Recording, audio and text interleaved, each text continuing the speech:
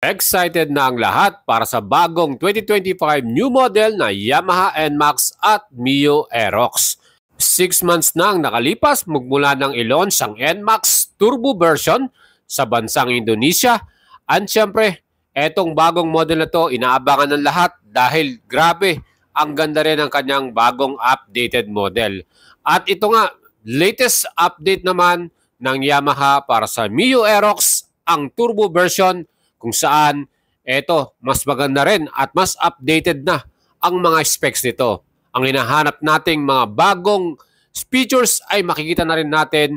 Plus, ang napakalaking katanungan, kailan ba dadalhin ng Yamaha Motors Philippines ang mga bagong model na to sa Pilipinas? Well, dahil naunang nilaunch ang Yamaha NMAX Turbo, iyan po ang uunahin nilang ilabas sa atin. At asahan na natin yan next year.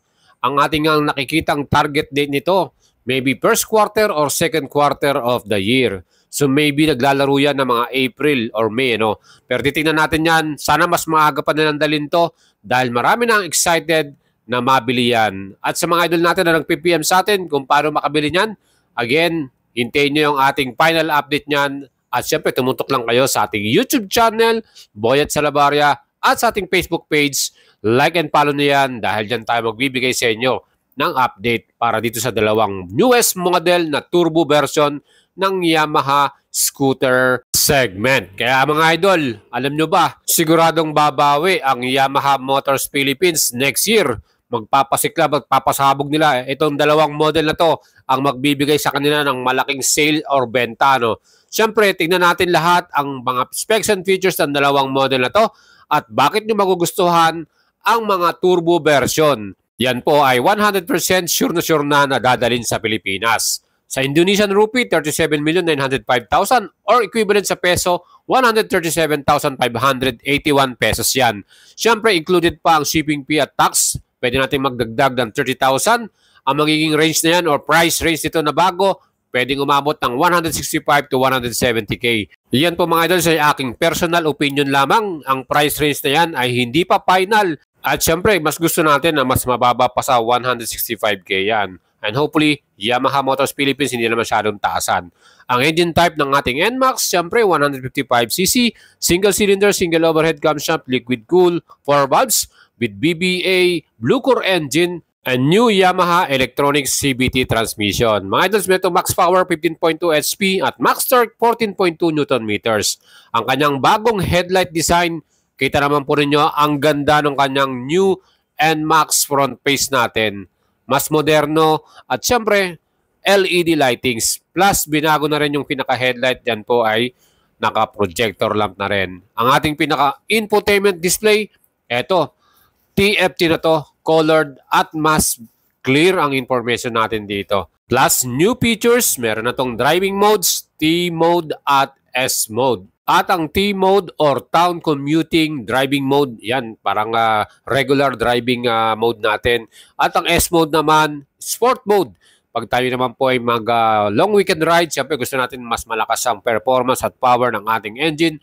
S mode natin yan, siyempre mas maganda ang takbuhan natin. Again, available din sa ating turbo version, ang Yamaha Motorcycle Connect, kung saan meron tayong navigation and malalaman natin kung meron tayong phone call at messaging.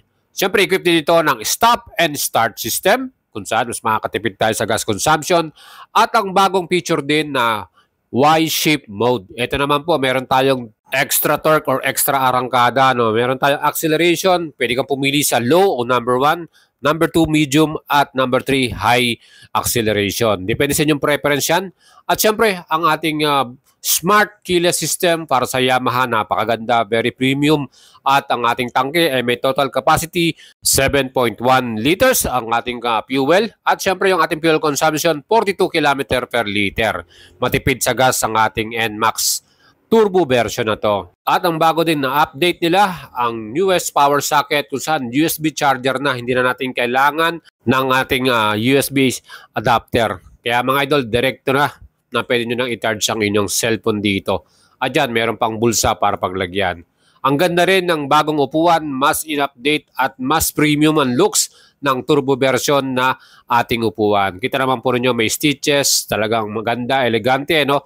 At ang ating compartment, syempre, yan, meron tayong malalagay na marami nating gamit, personal belongings, pwede nating dalhin. Syempre, maganda yan para sa ating mga lakad, lalo na kung malayo. At ang ating pinaka-suspension sa likuran, ito sa turbo version ay naka-subtank ang ating dual shock absorber. Hopefully sa Pilipinas, dyan din po ay maging available. At syempre, huwag tayo tipirin ng Yamaha Motors Philippines. Again, ang ating safety features, dual channel ABS, at meron ditong equipped na traction control system. Kaya mga idols, ang bago nating NMAX Turbo ay may total weight naman ito, 135 kilograms mga idol para sa ating turbo version, at ang ating namang seat height para dito ay 770 mm. Mga idols, kung ilalabas ba ang Yamaha NMAX Turbo, kayo po ba ay bibili nito? Kaya kung kayo po ay naghihintay rito, pakishare nyo po ang ating video, at ang color na inaasahan natin itong dark silver at dark magma color, yung kanilang dark red. At i-compare naman natin ang Mio Aerox Turbo version. Meron tong presyo sa Indonesia, 39,550,000 or equivalent to peso, 144,536. Ang nakikita nating price range nito, nasa 155 to 165,000. Pero syempre, depende pa rin sa Yamaha Motors Philippines yan. Pero nakita naman nyo, mas mura talaga ang Aerox kaysa po sa NMAX. At ang color naman na available, matte dark gray. At sana mga idols yan po ay lagyan pa na iba pang color option. Siyempre, itong ating bagong Mio Aerox Turbo version ay ating pong ihimayin lahat ng bagong detalye ng kanyang specs and features. Unang-una na dyan yung kanyang new front face design, bagong headlight, naka-projector lamp na ang ating pinaka-headlight, low and high beam.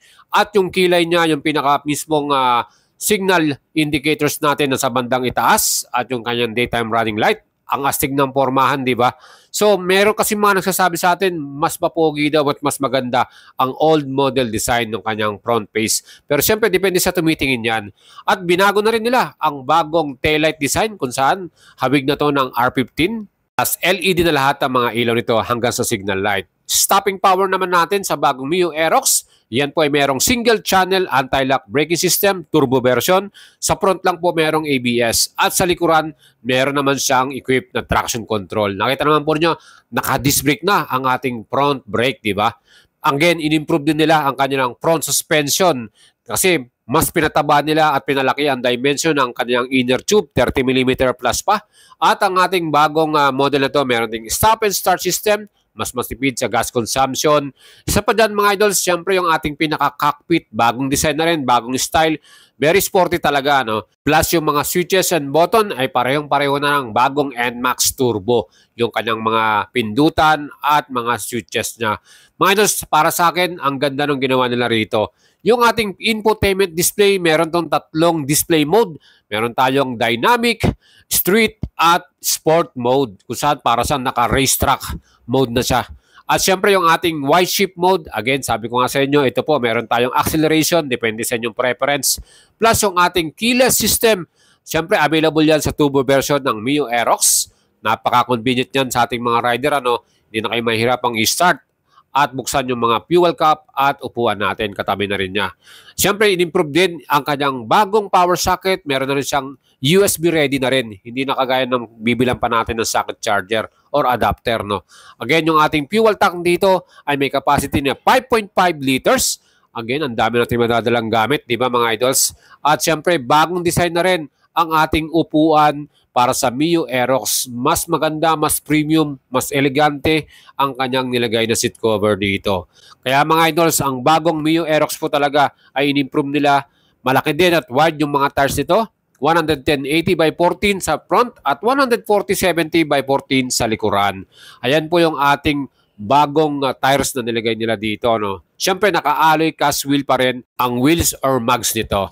Ang yan, napaka-forma ng ating pinaka-bagong taillight design at very modern na rin ang ating signal light dito.